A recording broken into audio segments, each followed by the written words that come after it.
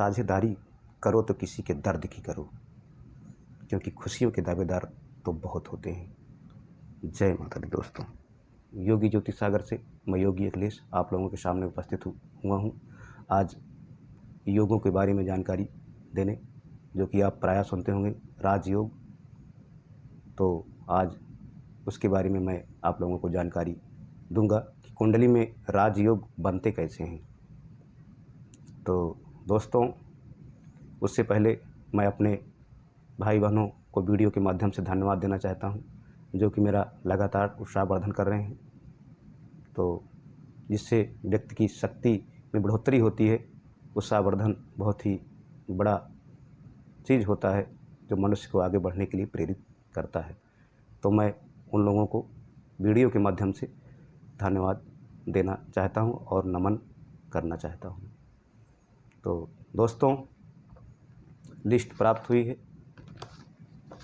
तो पहला नाम है राज साड़ी एम्पोरियम, राज बहादुर वर्मा जी, बनके गांव।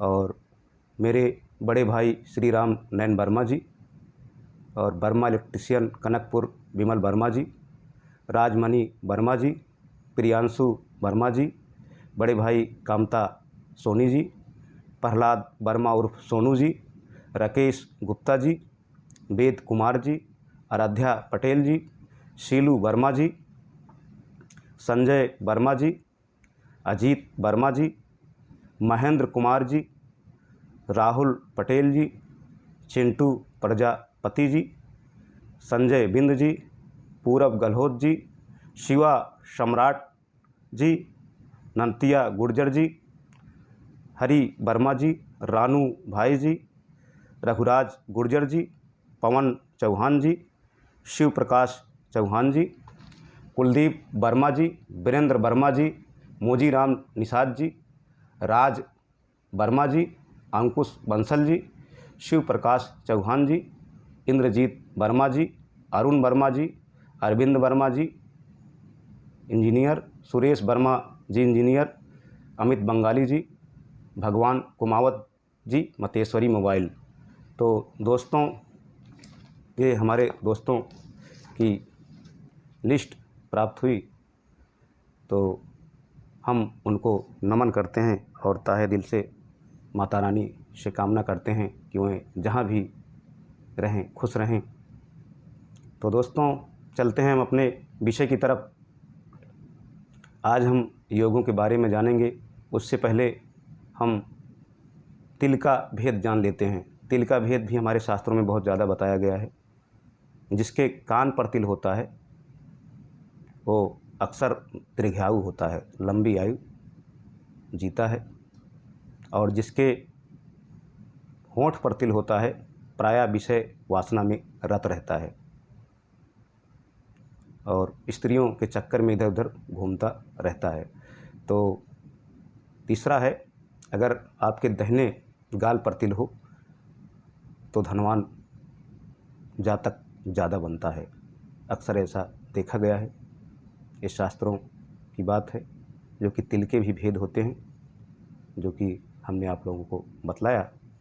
तो आप लोग इसको भी जान सकते हैं। तो दोस्तों, अब मैं राजयोगों की बात कर रहा हूँ। राजयोगों की महादशा जब आती है, प्रयंतर दशा आती है, तो उसमें व्यक्ति बड़े बड़े कार्य करता है और अपने जीवन में उन्नति को प्राप्त करता है। और वहाँ जहाँ दुर्योग भी होते हैं, जहाँ राजयोग होते हैं, दुर्योग भी होते ही हैं। तो दुर्योगों की दशा जब आती है तो व्यक्ति बहुत ही परेशान होता है ज़िंदगी में, और उनकी अंतर्दशा में भी बहुत ज़्यादा परेशान होता है। तो इससे आप कुंडली में भी अपने देख सकते हैं। अगर आपकी कुंडली बनी हुई है तो मैं जो राजयोग के बारे में बतलाने जा रहा हूँ, उस राजयोग के बारे में आप जान सकते हैं। जो कि पहला राजयोग है सिंहासन योग, जो कि विशिष्ट योग में आता है। यदि जन्म कुंडली के 6वें, 8वें और तीसरे और दूसरे तथा 12वें घर में सभी ग्रह विद्यमान हों तो ऐसी ग्रह स्थिति वाला जातक राज सिंहासन पर बैठता है। इसे सिंहासन योग कहते हैं। तो दोस्तों, इसमें ग्रहों की दृष्टियाँ भी बहुत मायने रखती हैं, पर यदि जन्म कुंडली के 6वें 8वें दूसरे और तीसरे और 12वें भाव पर सभी ग्रह विद्यमान हों तो ऐसी स्थिति जरूर बनती है और जातक सिंहासन पर तो नहीं बैठता, पर सिंहासन योग का मतलब उसे बहुत ही सुख संपन्नता प्राप्त होती है और इसे सिंहासन योग बोलते हैं। तो उसके बाद है ध्वज योग।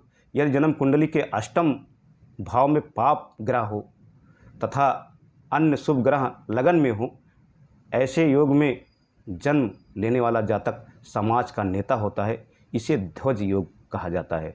तो दोस्तों, यदि जन्म कुंडली के 8वें में पाप ग्रह हो और अन्य सभी शुभ ग्रह लग्न में हो, लग्न मतलब भाव पहले भाव में, तो ऐसा जातक समाज का नेता होता है और इसे ध्वज योग कहा जाता है।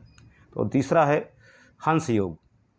हंस योग यदि जन्म कुंडली के 5वें 9वें 7वें तथा लगन में सभी ग्रह हों या सभी ग्रह 1 7 8 9 10 11 भावों में हों तो ऐसा जातक अपने कुल को पालने वाला होता है और सभी प्रकार के सुखों एवं ऐश्वर्यों को भोगने वाला राजा होता है, इसे हंस योग कहते हैं।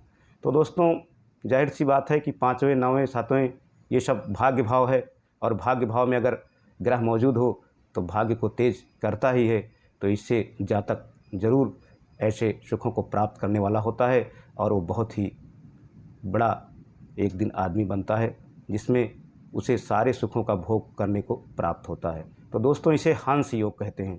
तो दोस्तों, उसी के साथ मैं बता देना चाहता हूं कि कुंडली के पहले भाव में अगर सूर्य चंद्र मंगल स्थित हों तो जातक बहुत बड़ा इंजीनियर बनता है और पुर्जों के बारे में उसे बहुत ज़्यादा जानकारी होती है, पर वो संतान विहीन होता है और स्त्री विहीन भी होता है और वो निर्दयी भी होता है, बलिष्ठ होता है।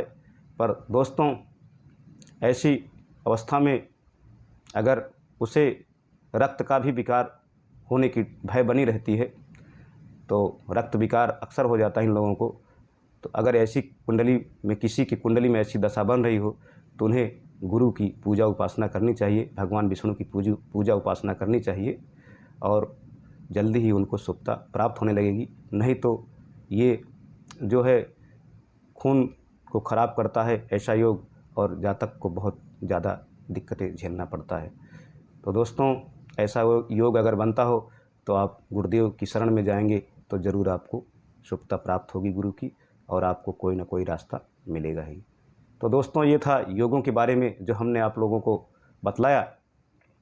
योग बहुत ही महत्वपूर्ण माने जाते हैं और कुंडली में बन रहे हैं। तो अगर आपकी कुंडली में भी राजयोग ऐसे बनते हों तो ज़रूर ही आपको सफलता प्राप्त होगी। देर सवेर आपको जल्दी ही सफलताएं प्राप्त होंगी, भले टाइम लगे, पर अगर ऐसे राजयोग ऐसी स्थिति बन रही है तो ज़रूर आपको कुछ ना कुछ प्राप्त होगा। तो दोस्तों, अगर आपको वीडियो पसंद आई हो तो लाइक शेयर ज़रूर करें, जिससे ज़्यादा से ज़्यादा भाई बहन के पास पहुँचे और वे इसे जानकर उपाय कर सकें। तो दोस्तों, चैनल सब्सक्राइब भी करें ज़्यादा से ज़्यादा, क्योंकि योगी ज्योतिष सागर चल रहा है, और शेयर ज़्यादा से ज़्यादा करें जिससे भाई बहनों के पास वीडियो पहुंचता रहे।